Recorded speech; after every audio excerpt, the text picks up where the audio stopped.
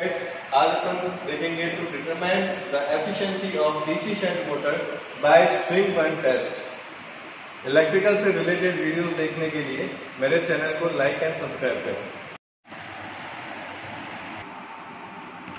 आज अपन देख रहे हैं स्विंग बर्न टेस्ट कैसे किया जाता है।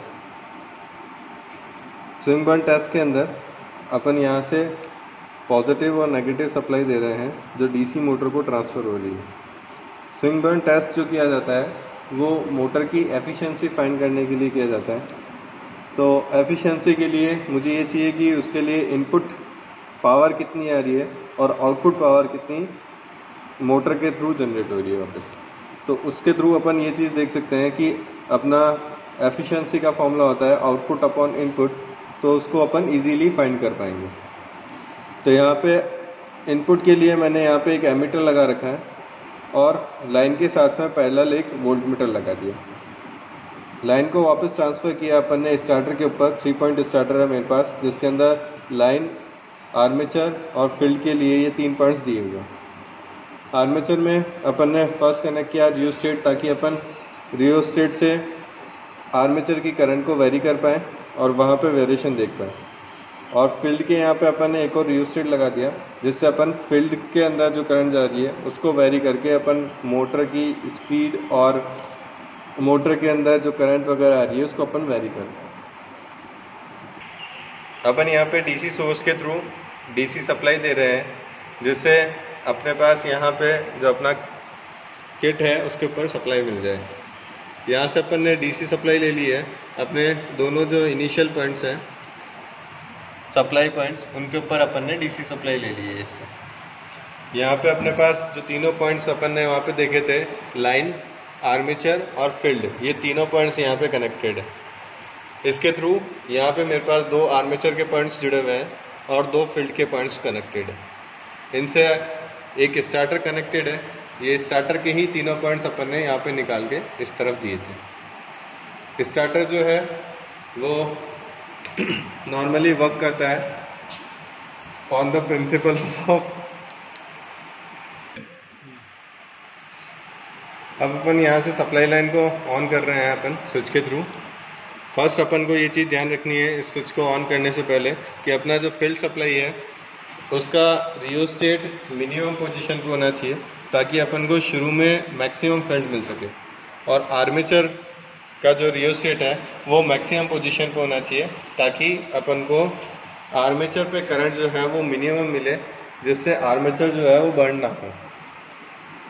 स्टार्ट करते हैं अपन इससे।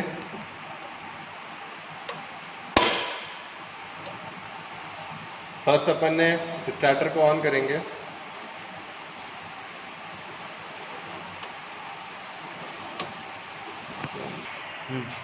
स्विच के अंदर अपने पास 2 फ्यूज कनेक्टेड है जिससे नीचे अपन ने सर्किट के अंदर यहाँ से करंट भेज रहे हैं।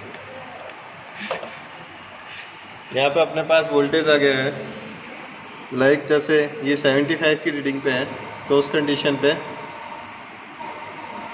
अपने पास यहाँ पे करीबन 60 वोल्ट की समथिंग है, जिसको अपन अगर 4 टाइम्स अगर मल्टीप्लाई करेंगे तो उस कंडीशन पे अपने पास यहाँ पे वोल्टेज करीबन 240 वोल्ट की समथिंग आ जाएगा। यहाँ से अपन ने मोटर को स्टार्ट कर रहे हैं। अपन ने स्टार्टर को रोटेट किया जिससे अपनी डीसी मोटर जो है वो स्टार्ट हो गई है। अपनी यहाँ पे मोटर स्टार्ट हो चुकी है।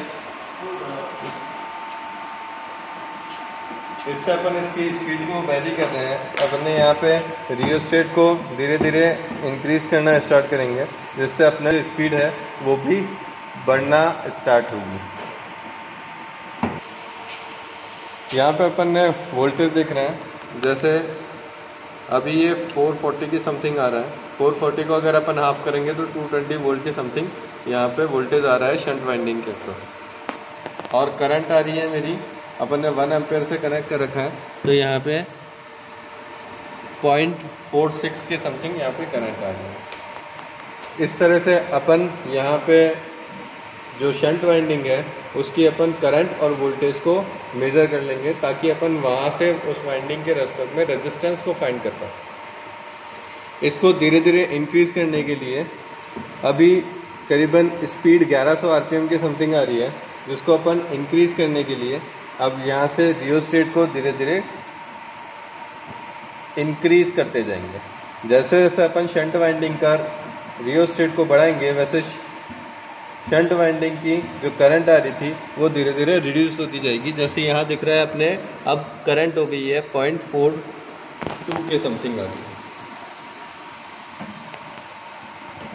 सिमिलरली अपन ये रीडिंग्स लेते जाएंगे, अलग अलग रीडिंग्स, उसके थ्रू अपने को शंट वाइंडिंग के अपन 3 से 4 रीडिंग्स लेंगे।